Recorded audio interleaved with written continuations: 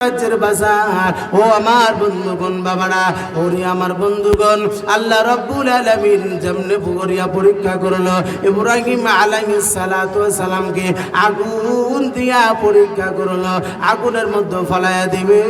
নমরুদ বলো যাও রে ইব্রাহিমকে আগুনের মধ্যে ফলায়া দাও আমি নমরুদকে খোদা বিলা মানে না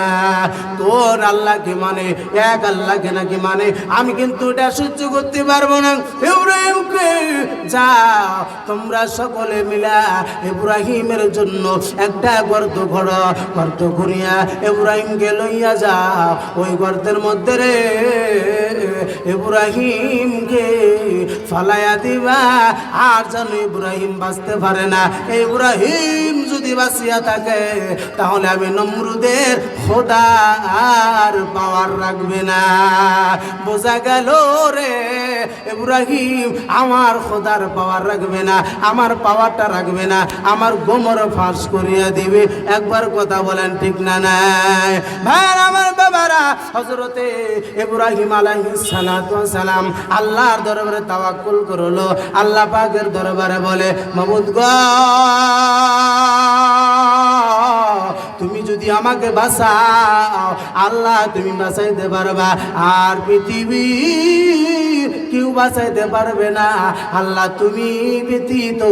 আর কারো ক্ষমতা নাই এই নমরুদের হাতের থেকে বাঁচাবার জন্য আল্লাহ তাআলা রব্বে করিম আমি আল্লাহর দরবারে তাওয়াক্কুল করলাম আমাকে আগুনে ফালায়া যতই দিক আমি একমাত্র আল্লাহর জিকির জবানের মধ্যে রাখবো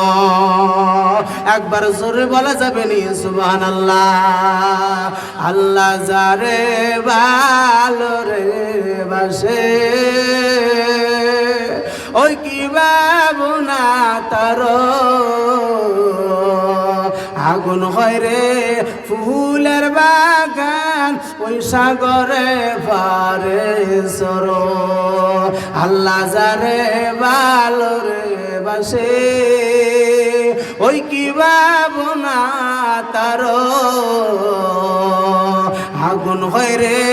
ফুলের বাগান সাগরে পারে সর বাসান রে হযরত ইব্রাহিম আলাইহিস সালাম আল্লাহকে ভয় করিয়া আল্লাহ আল্লাহ ভাবনা ছিল অন্য কোনো ভাবনা ছিল না একবার কথা বলেন ঠিক না নাই আল্লাহর তাওয়াক্কুল ছিল মাবুদ তুমি যদি আমাকে মারো আল্লাহ তুমি মারবা আল্লাহ যদি বাঁচাও তুমি বাঁচাইবা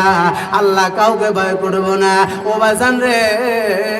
এবার আগুনের চুলা যখন বানাইলো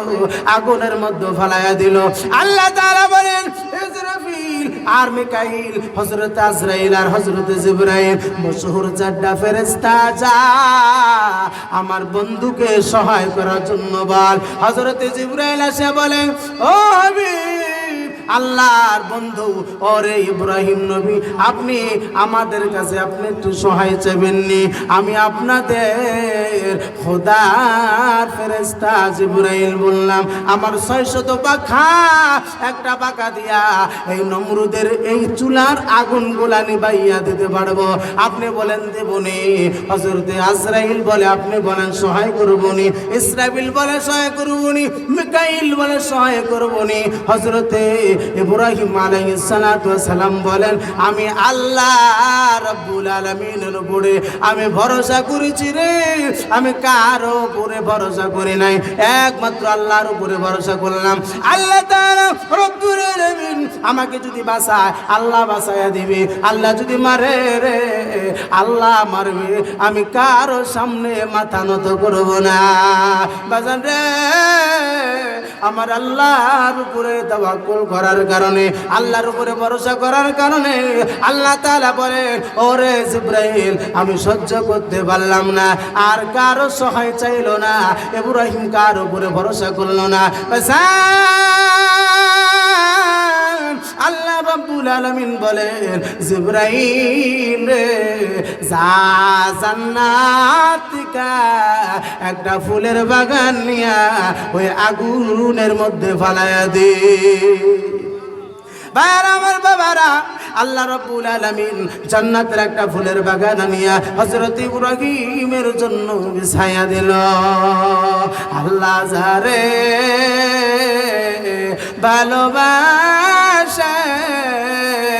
ওই কি ভাবনা তারো আগুন হয় রে ফুলের বাগান সাগরে পারে সর। আল্লাহর উপরে ভরসা করার কারণে হযরত ইব্রাহিমের জন্য আগুনের মধ্যে ফুলের বাগান হয়েছে না না ভাই আমার বাবা ও বন্ধুরে হযরত ইউনূস আলাইহিস সালাতু ওয়াস সালাম ওই সাগরের তলদেশে চলিয়া যাওয়ার কারণে এবার হযরত ইউনূস অন্ধকারের মধ্যে পড়িয়া গেল। একটা মাছের মধ্যে চলে গেল, আবার ওই মাছটাকে আর একটা মাছ খায়া ফলাইছে, ডবল মাছের ভিতরে চলে গেল। এবার ইউনূস তো বাঁচার কোনো কথা না। আবার আল্লাহ রাব্বুল আলামিনের ভাবনা হযরত ইউনূস আলাইহিস সালামের মধ্যে। ইউনূস আলাইহিস সালাম বলে আল্লাহ রাব্বুল আলামিন আমি যতই পানির নিচে আসি না কেন, সাগরের তলদেশে আসি না কেন মাবুদ আল্লাহ তাআলা তোমার ক্ষমতার থেকে আর কারো ক্ষমতা বড় না। আমি যতই সাগরের তলদেশে আসি না কেন আল্লাহ তাআলা রাব্বুল আলামিন রে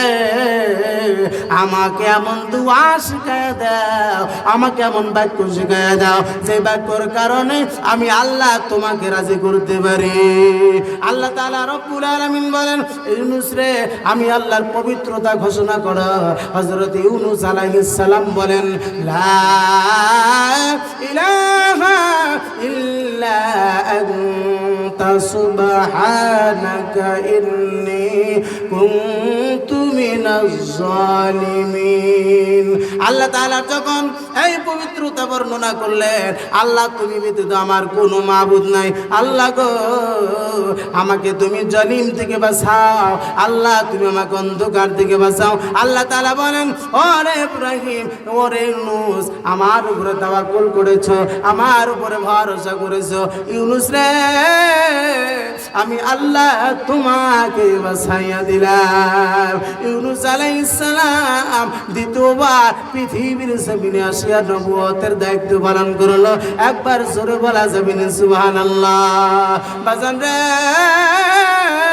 ও আমার বন্ধুগণ ও আমার ভাইরা বাবারা, এই যে আজকে আপনারা মাদ্রাসার উদ্যোগের আয়োজনে বসে আছেন, ও বন্ধুরা আমার ভাইরা, কোরআনুল কারীম অনেক কষ্টের বিনিময়ে পৃথিবীর জগতের মধ্যে কোরআন আজকে আমরা বিনা কষ্টে কোরআনটা আমরা পেয়ে গেছি।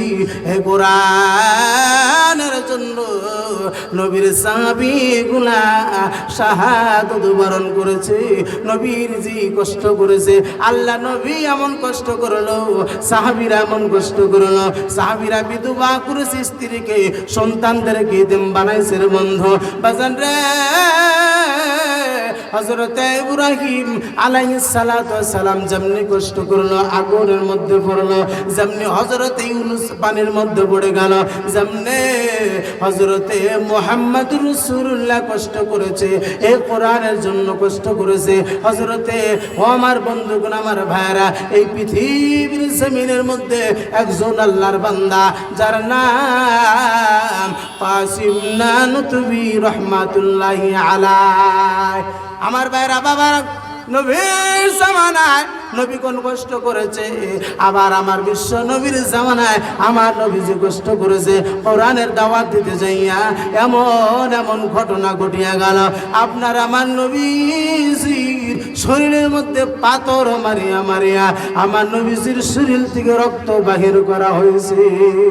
আমার নবী বেহুশ হইয়া জমিনের মধ্যে পড়ে গেল। আমার নবীজিকে উঠাবার মতো কিন্তু 2-4 জন মানুষ ছিল না। একজন আল্লাহর বান্দা যায়েদ বিন